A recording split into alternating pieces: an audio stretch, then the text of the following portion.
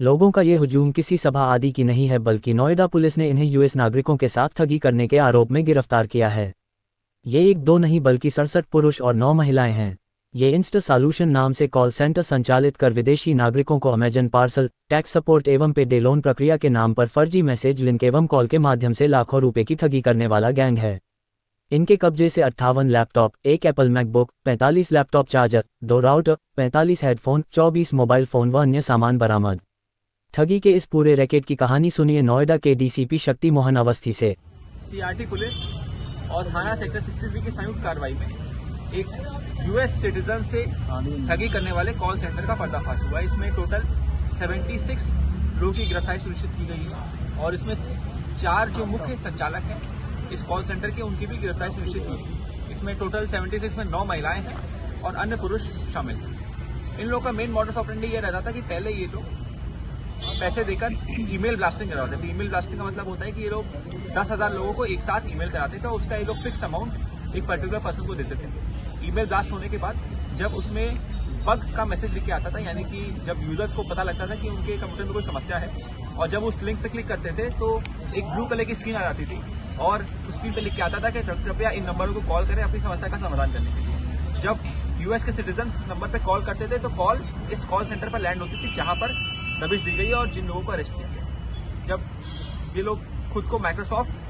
के रिप्रेजेंटेटिव होकर ये लोग बग दूर करते थे तो उन लोगों का रिमोट एक्सेस ले लेते थे और उनके द्वारा जनरली $99 के मल्टीपल्स में ये लोग पेमेंट रिसीव कर लेते थे। ये पेमेंट जनरली ये लोग गिफ्ट कार्ड के माध्यम से रिसीव करते थे और ये लोग मंडे टू फ्राइडे रात में लगभग 8 बजे से लेकर सुबह तक जो यूएस की टाइमिंग होते थे उस हिसाब से ये लोग काम करते थे और उस टाइम पे ये लोग जो बग का मेल करने के बाद जो कॉल रिसीव होती थी उस कॉल को रिसीव करते थे। इन सब लोगों की सैलरी लगभग 15 से लेकर 25 से 30 हज़ार के बीच थी और उसके अलावा ये लोग जिस पर्सन के साथ फ्रॉड कमिट कर लेते थे ये लोग उनके साथ उसका इनको इंसेंटिव भी मिलता था। इसके अलावा इन लोगों के पास से कुछ यूएस बैंक्स की फर्जी अकाउंट्स की चेक भी बरामद हुए हैं और ये लोग कई बार चेक यूजर्स को दिखाकर, विक्टिम्स को दिखाकर उनसे पैसे कैश भी करा लेते हैं।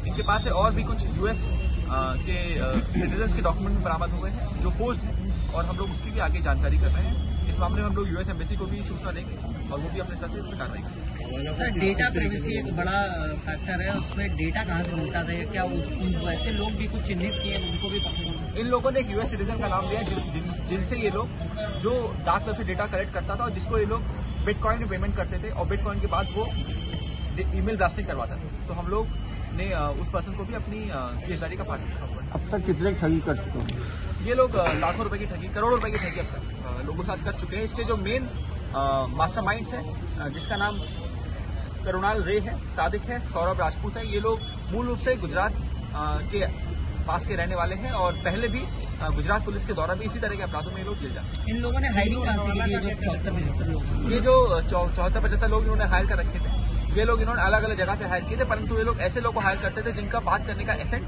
बात करने का तरीका थोड़ा यूएस सिटीजन या अमेरिकन एसेंट में होता। तो कितने लोगों को ठग चुके होंगे लगभग? ये लोग अब तक सैकड़ों हजारों लोगों ने। सब कब से चल रहा कौन से?